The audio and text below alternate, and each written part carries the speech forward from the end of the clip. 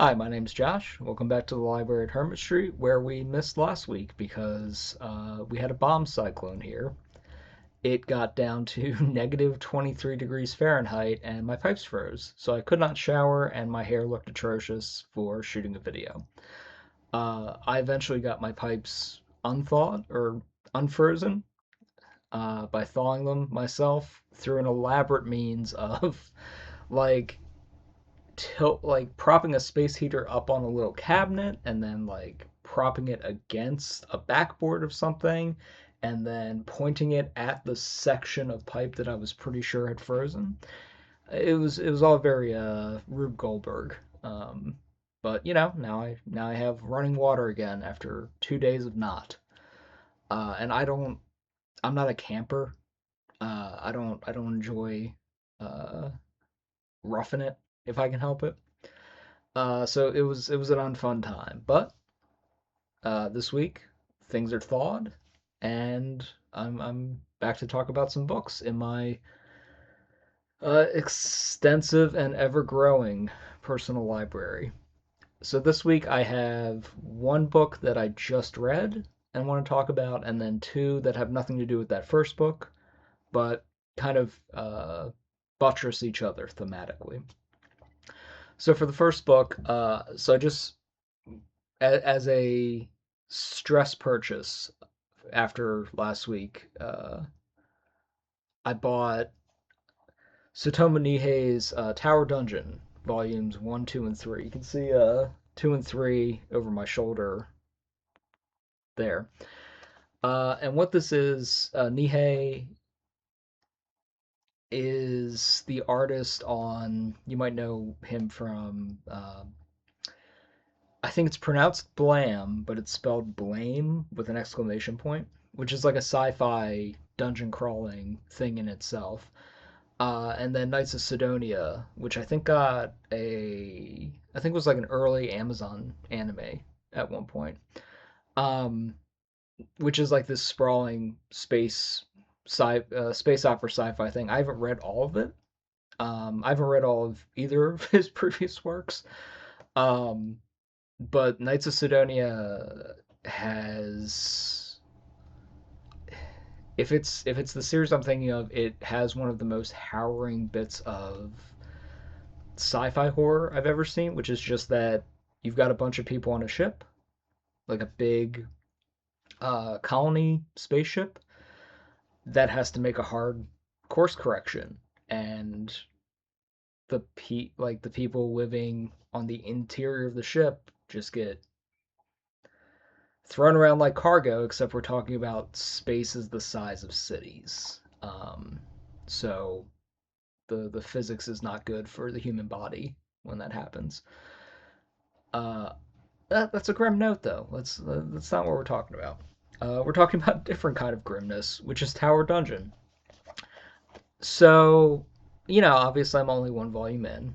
Um, Story wise, very generic.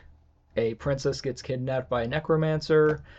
The knights of the realm try to rescue her and fail, and then a peasant boy, who's just there for the love of the game, so to speak, or just there for his own sense of justice, uh, joins up and makes a little incremental progress, and he's our cover character. Uh, Yuva's the character's name. Um, Strong as an ox. There's a really great sequence in here where he just like I'll see if I can find it. It is he is a guy who, in I guess Dark Soul terms, is playing a strength build, and there. I know this is always fascinating when you're just watching me flip through books that you can't see. Uh, One day I will have a uh, camera over my shoulder or something while you do this. There we go. Yeah, there's a sequence where this page, he's confronted by an undead, like a zombie knight, and just whacks the, panic reaction, clubs the guy across the face. The whole head goes off. The guy goes through the like crumbling masonry of the tower. Um, Nihei is so two things. I love his line work in this manga. As much as I was just ragging on the story being generic, one thing about two things about Nihei. One is that he is gonna draw some spaces, and that sounds like a weird compliment, but like so many sequences of this book are just the characters being dwarfed, uh, and like, oh, this one's gorgeous too. The characters just being dwarfed by the environment. That tends to be kind of a staple in his work. In Blame, it was more of like a techno-organic H.R. Geiger sort of deal, sort of dungeon. Here, it's more traditional fantasy, but it's this beautiful crumbling architecture that the characters are, moving through like ants. Uh, so if you like atmospheric environments, this is a great manga for that. Um, for fans of Dark Souls or Shadow of the Colossus. Uh, the other the other thing Nihei's really good is, I kind of pointed it out with that sequence where Yuva smacks a zombie's head clean off. Um, the monsters in this are horrible, like in a great way, like just pale, uh, pale and fleshy and organic and unpleasant in a very like the it's like somebody carved eldritch horrors out of marble. They're still horrible, but there's also beauty and a polish to them that in some ways actually accentuates the horror.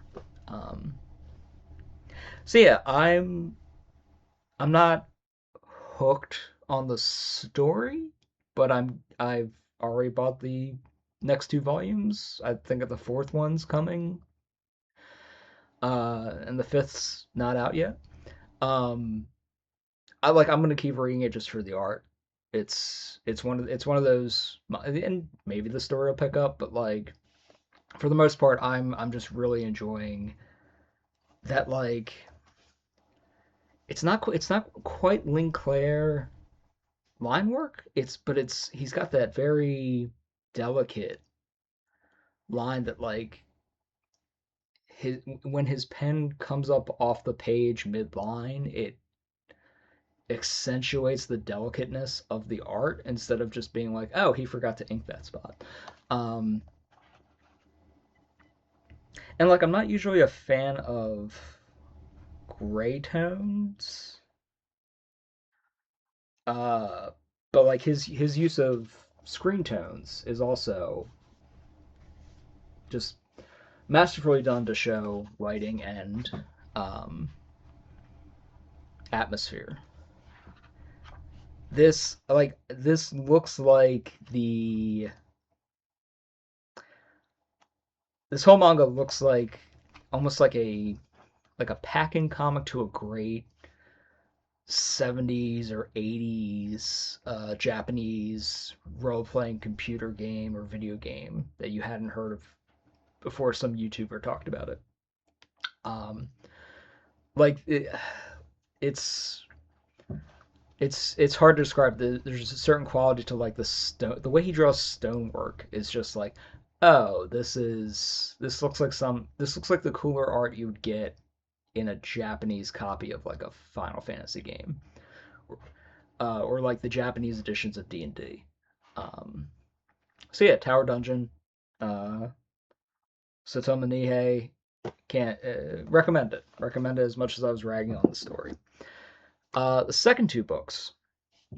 So the first one Uh, this is just something I have had read a while ago. It's one of my favorite works of nonfiction.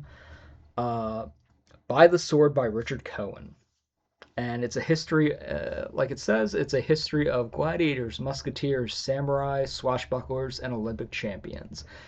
It is a broad historical, multinational examination of people who sword fight, people who of duelists and professional sword fighters, both soldier and civilian. It is also the book that introduced me to one of my favorite historical figures, who is the subject of the other book I'll talk about, but Julie D'Aubigny. And apologize to her spirit if I'm mispronouncing her last name. But this, I my dad was a history buff. I inherited that from him.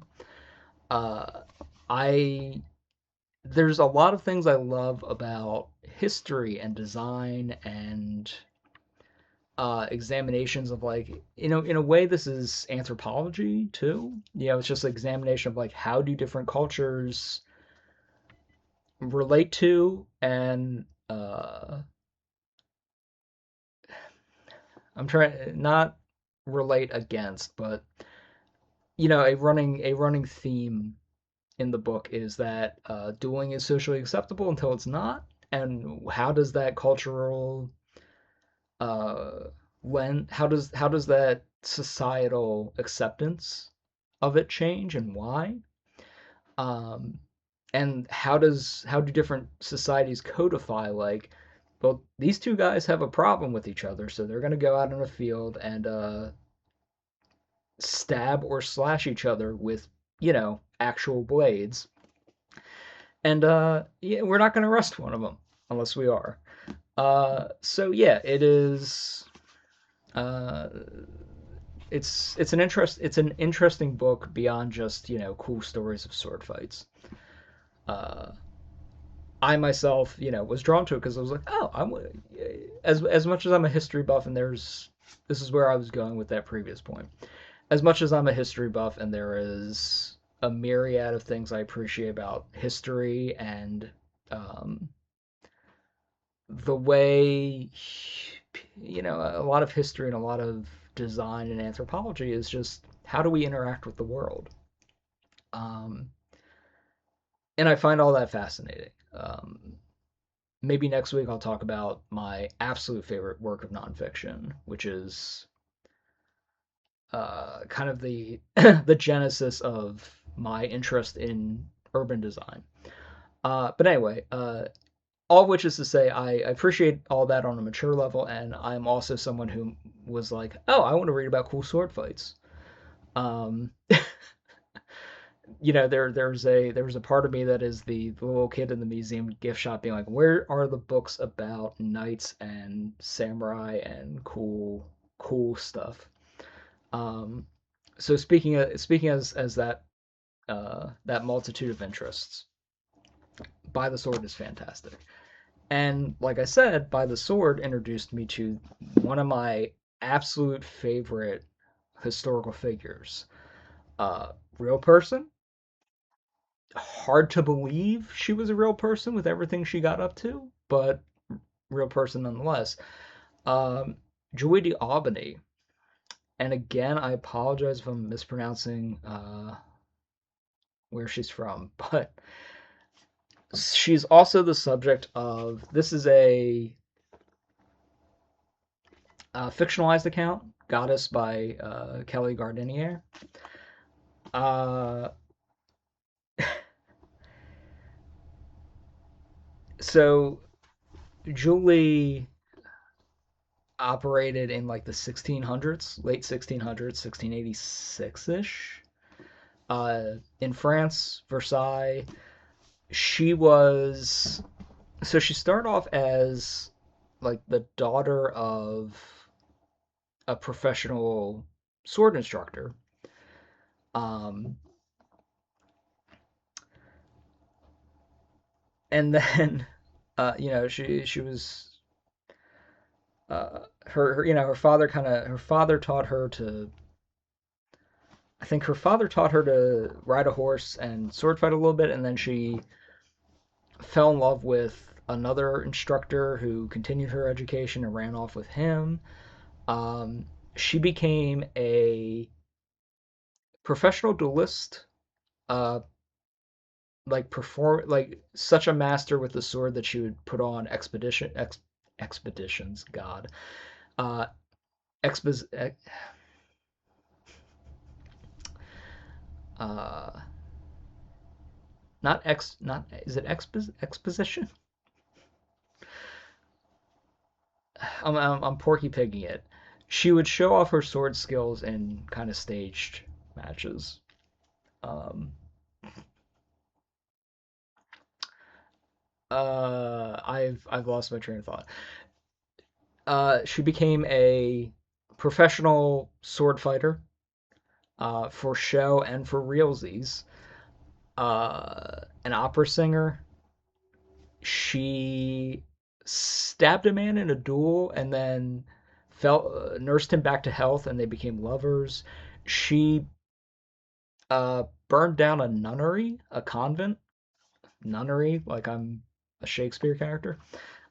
She burned down a convent to rescue her uh, teenage the young lady that she had fallen in love with, because Julie had a lot of love to give and cared about the wine, not the label. Let's say. Uh, she just a fascinating, you know. I I was trying to think of like there's really no equivalent to her in history. Just like a genuine swashbuckler and absolute absolute character. Multi hyphenate, multi talented. By all accounts, absolutely gorgeous, which I'm sure helped her get away with burning down a nunnery.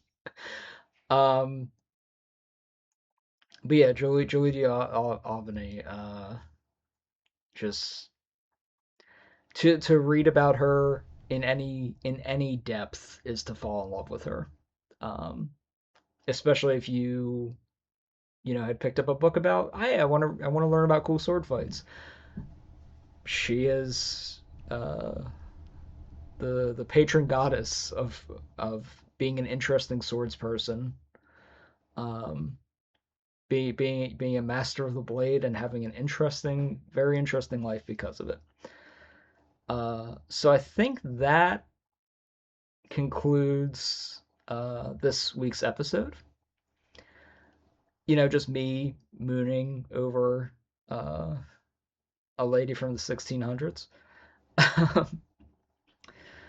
So hopefully I will catch you next week.